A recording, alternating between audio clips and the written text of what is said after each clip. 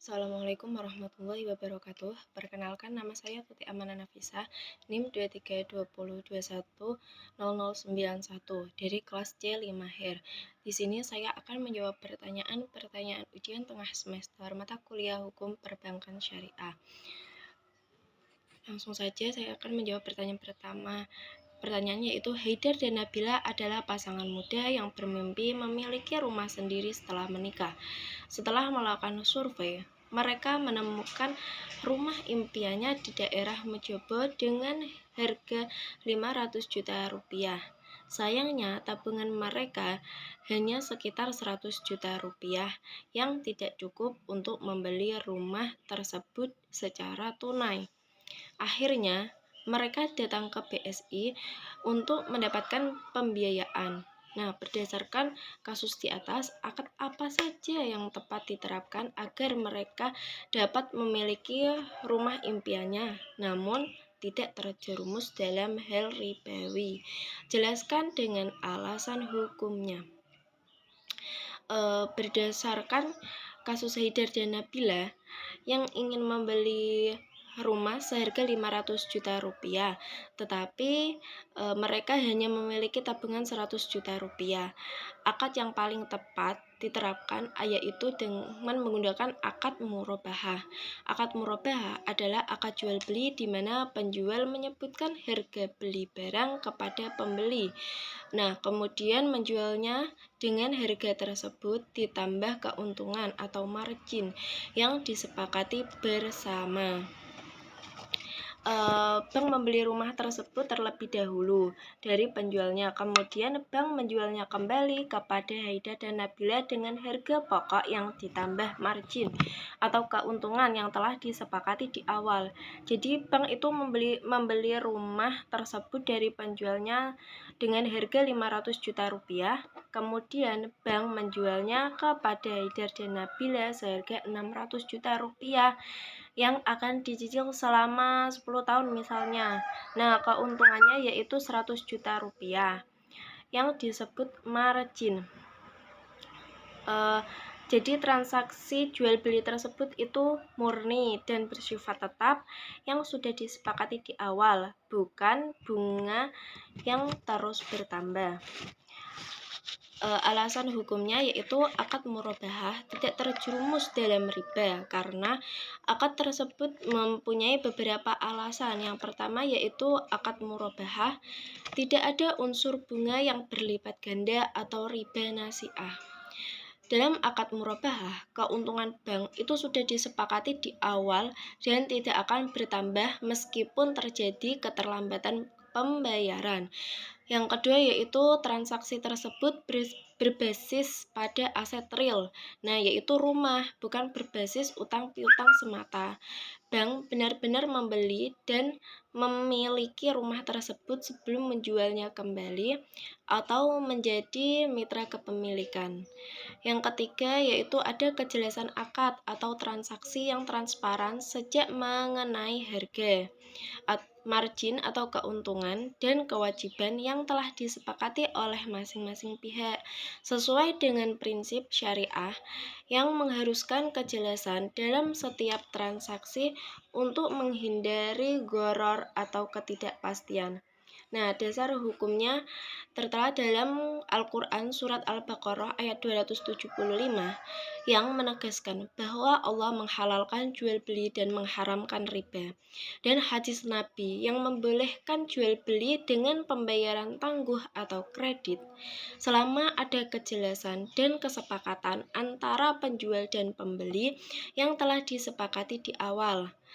Fatwa DSN MUI nomor 4 tahun 2000 juga mengatur tentang akad murabahah dan menyatakan akad tersebut halal selama memenuhi syarat dan rukun yang telah ditentukan. Yang kedua yaitu jelaskan yang dimaksud dengan fungsi perbankan syariah sebagai lembaga intermediasi, serta jelaskan bagaimana cara perbankan syariah mendapatkan keuntungan. Jawabannya yaitu Fungsi intermediasi adalah fungsi perbankan sebagai perantara antara pihak yang memiliki kelebihan dana atau surplus underwriting dengan pihak yang membutuhkan dana atau defisit. Dalam konteks perbankan syariah, fungsi ini dilakukan dengan prinsip-prinsip syariah yang berbeda dengan bank konvensional.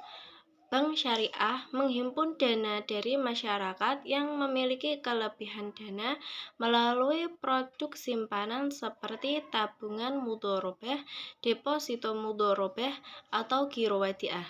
Dana yang terkumpul tersebut kemudian akan disalurkan kepada pihak yang lebih membutuhkan pembiayaan untuk berbagai keperluan seperti modal usaha, pembelian rumah, pembelian kendaraan, atau kebutuhan konsumtif lainnya yang melalui berbagai akad syariah seperti akad murabahah, akad mudharabah, akad musyarakah, akad ijarah, dan lain sebagainya.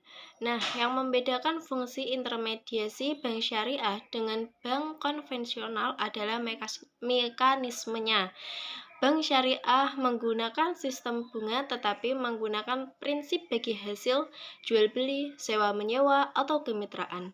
Sehingga tabungan antara bank dengan nasabah atau penabung adalah hubungan kemitraan atau titipan. Sedangkan hubungan antara bank dengan nasabah pembiayaan adalah hubungan jual beli, kemitraan usaha, atau sewa menyewa, tergantung akad yang digunakan. Cara bank syariah mendapatkan keuntungan. Bank syariah mendapatkan keuntungan melalui berbagai cara sesuai dengan akad yang digunakan. Yang pertama yaitu margin atau keuntungan. Dalam akad jual beli seperti murabahah, salam, dan istisna. Misalnya dalam akad murabahah, bank membeli barang kemudian menjualnya kepada nasabah dengan harga pokok terus ditambah margin atau keuntungan yang telah disepakati di awal. Nah, margin inilah yang menjadi keuntungan bank. Dan yang kedua yaitu melalui bagi hasil atau profit sharing dalam akad mudharabah dan musyarakah.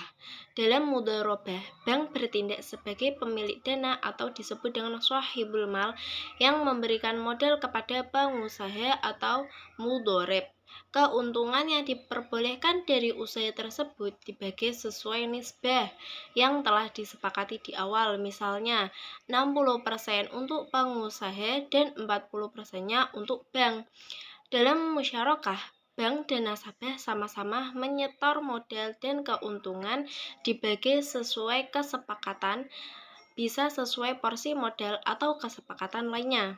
Yang ketiga yaitu melalui ujroh atau fee dalam akad ijarah atau sewa menyewa dan akad jasa lainnya. Bank menyewakan aset atau memberikan jasa dan mendapat imbalan sewa atau fee.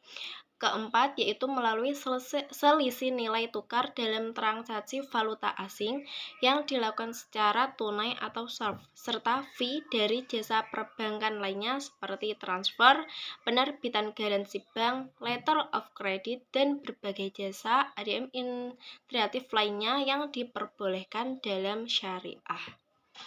Yang ketiga yaitu jelaskan 3 hal yang dilarang dalam transaksi bisnis syariah, serta berikan masing-masing contohnya. Serta berikan pendapat Anda tentang pernyataan yang sering dikatakan oleh masyarakat bahwa bank syariah sama aja dengan bank konvensional, tidak ada bedanya. Jawabannya, 3 hal yang dilarang dalam transaksi bisnis syariah itu ada 3, yaitu riba, gharar, dan maisir.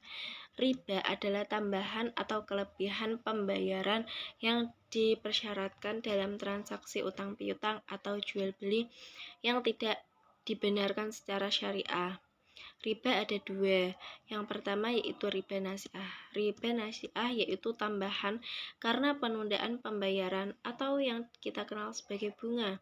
Dan yang kedua yaitu riba fadl. Riba fadl yaitu tambahan dalam pertukaran barang sejenis yang tidak sama takaran atau kualitasnya. Contoh riba nasi'ah adalah Ketika seseorang meminjam uang 10 juta rupiah dan harus mengembalikan 12 juta rupiah, ada tambahannya 2 juta rupiah. Nah, 2 juta rupiah itu disebut dengan riba. Contoh riba fadil yaitu menukarkan 1 kg emas murni dengan 1,2 kg emas dan kelebihannya 0,2 gram. Nah, 0,2 gram itu yang disebut dengan riba.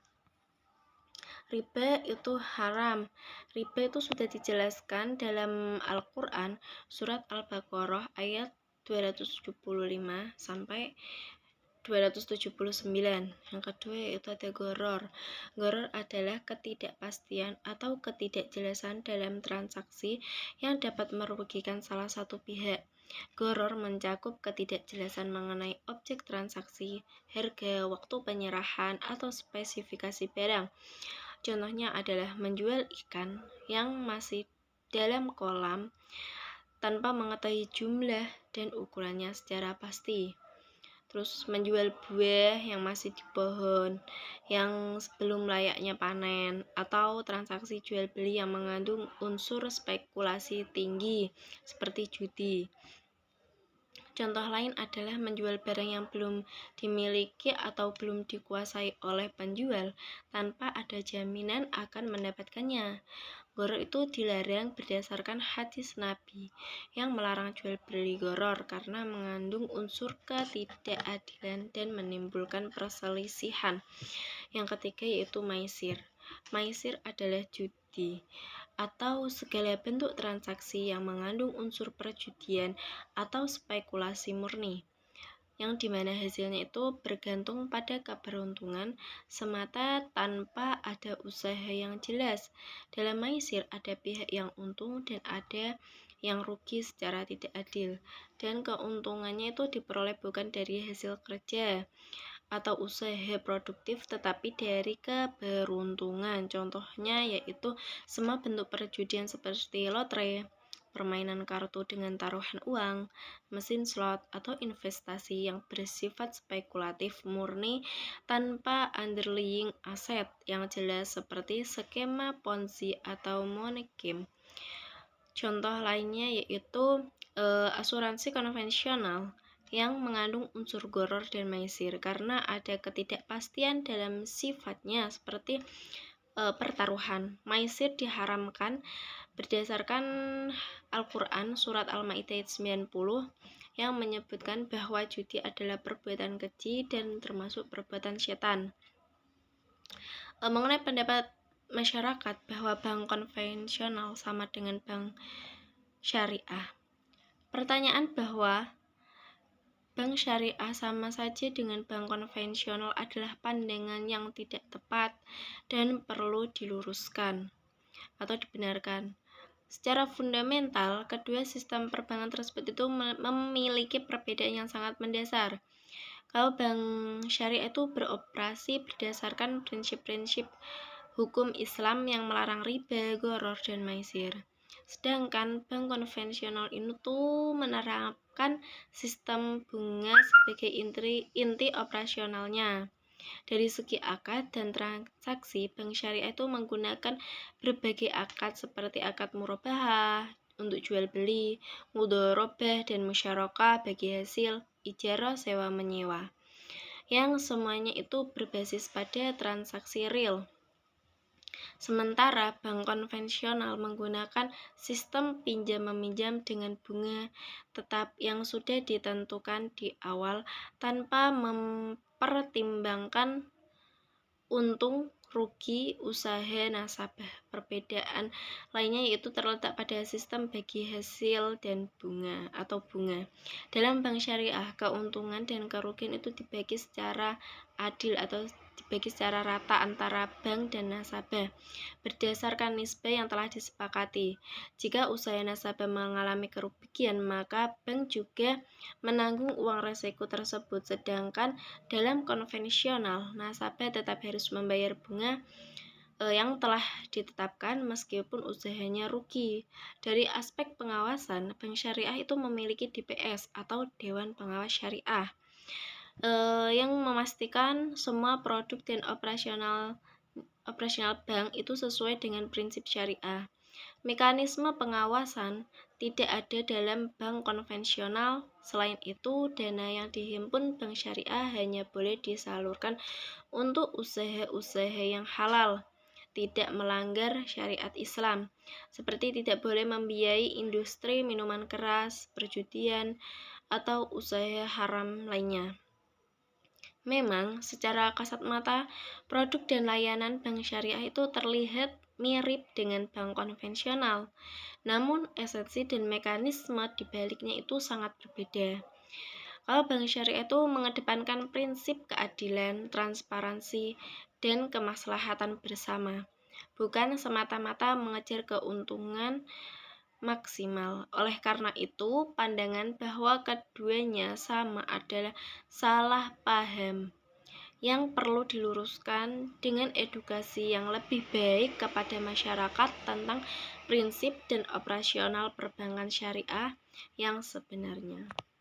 Baik, atas pertanyaan yang saya jawab, apabila ada salah kata atau tutur kata yang kurang berkenan, tolong dimaafkan. Wassalamualaikum warahmatullahi wabarakatuh.